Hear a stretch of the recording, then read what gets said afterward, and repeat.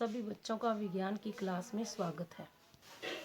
Lesson 14 विद्युत धारा और इसके प्रभाव। लेसन 14 विद्युत धारा और इसके प्रभाव। पार्ट 2 चित्र 40.7 एक विद्युत परिपथ। इस विद्युत परिपथ की प्रतिलिपि को अपनी नोटबुक में चित्रित कीजिए। विभिन्न प्रकार के विद्युत अवयवों के प्रतीकों का उपयोग करके इस विद्युत परिपथ का परिपथ आरेख खींचिए। क्या आपका आरेख चित्र 14.8 में दिखाए गए आरेख जैसा ही है? चित्र 40.8 चित्र 40.7 में दिखाए गए विद्युत परिपथ का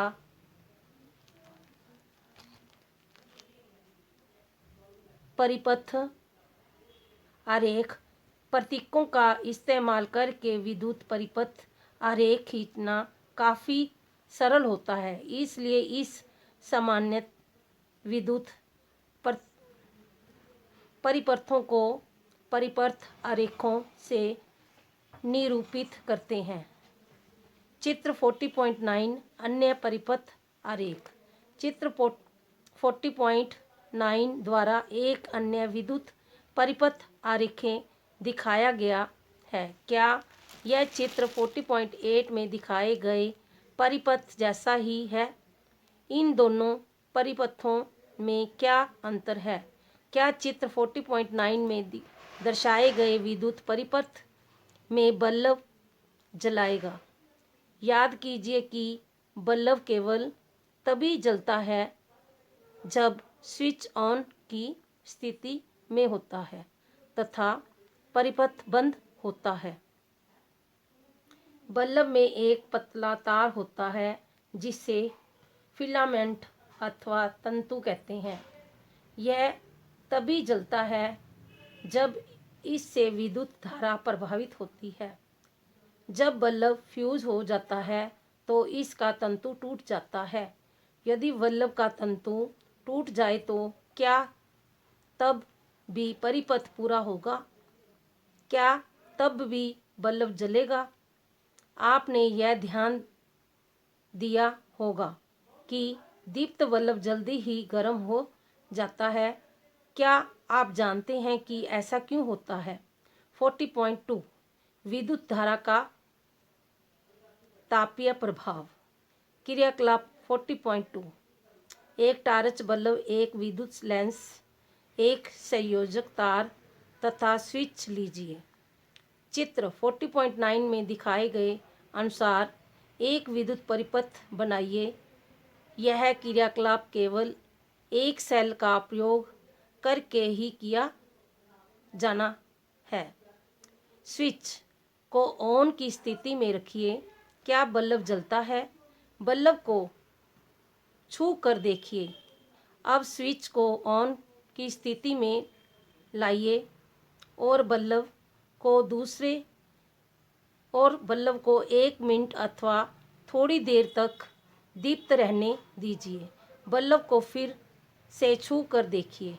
क्या आप कोई अंतर महसूस करते हैं? स्विच को ऑफ की स्थिति में लाकर कुछ समय बाद फिर से बल्ब को छू कर देखिए। क्रियाकलाप 40.3 जैसे कि यह चित्र में बताया गया है। विद्युत परिपथ खींचिए। लगभग 10 cm लंबा नाइक्रो तार एक टुकड़ा लेकर इसे 2 कीलों के बीच संयोजित कीजिए। आपको नाइक्रोम का तार विद्युत संधारित्रों की मरम्मत करने वाली किसी दुकान से मिल सकता है अथवा आप किसी विद्युत हीटर के बेकार तापन अवयव का तार इस्तेमाल में ला सकते हैं। इस तार को छू कर देखिए। अब स्विच को ऑन की स्थिति में लाकर परिपथ में विद्युत धारा को प्रभावित कीजिए। कुछ सेकंड के बाद तार को छू कर देखिए। इसे अधिक समय तक पकड़े मत रखिए। परिपथ में विद्युत धारा के प्रवाह को बंद कीजिए। कुछ मिनटों के बाद तार को दोबारा स्पष्ट कीजिए। जब किसी तार में से कोई विद्युत धारा प्रभावित होती है तो वह गर्म हो जाता है। यह विद्युत धारा का तापीय प्रभाव कहलाता है। क्या आप किसी ऐसे विद्युत सांद्रित्र का नाम बता सकते हैं जिसमें विद्युत धारा के तापीय प्रभाव का इस्तेमाल किया जाता है? ऐसे सांद्रित्रों के उदाहरणों को सूचीबद्ध कीजिए। आपने खाना पकाने अथवा कमरों को गर्म करने में उपयोग होने वाले विद्युत तापक देखे होंगे। इन सभी में तारों की एक कुंडली संयोजित होती है।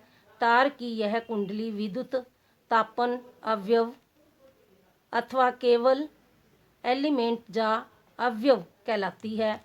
आपने यह ध्यान दिया होगा कि जब इन सांद्रित्रों को विद्युत में से जोड़कर स्विच को ऑन की स्थिति में लाते हैं तो इनके अवयव रक्त होकर ऊष्मा सुरजित करने लगते हैं।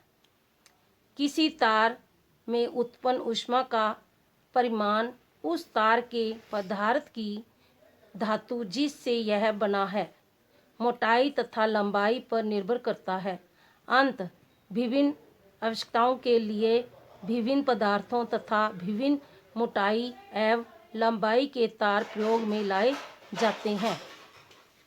विद्युत परिपथों को जोड़ने में उपयोग में लाए जाने वाले तार सामान्यतः तप्त नहीं होते।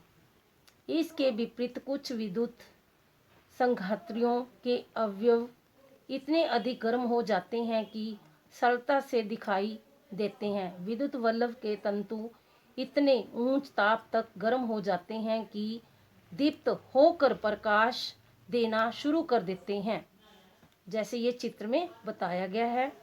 विद्युत बल्ब का दीप्त तंतु।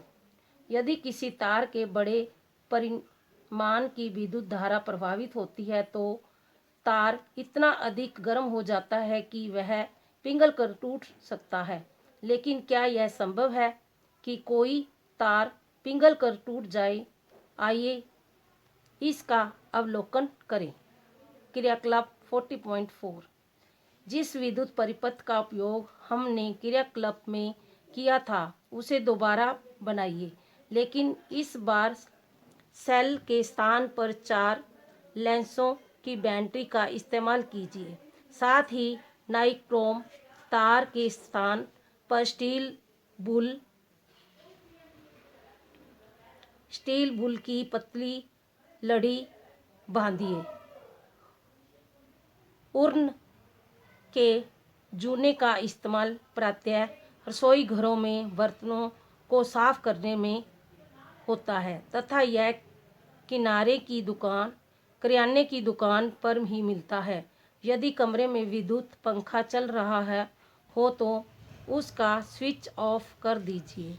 कुछ समय के लिए परिपथ में से विद्युत धारा प्रवाहित कीजिए। इस ताप उर्न की लड़ी अथवा तार का ध्यान से अवलोकन कीजिए। नोट कीजिए कि क्या होता है। इस इस्पात उर्न की लड़ी या तार पिघलकर टूटती है। चित्र 40.14। विद्युत संधारित्रों में प्रयोग में लाए जाने वाले फ्यूज।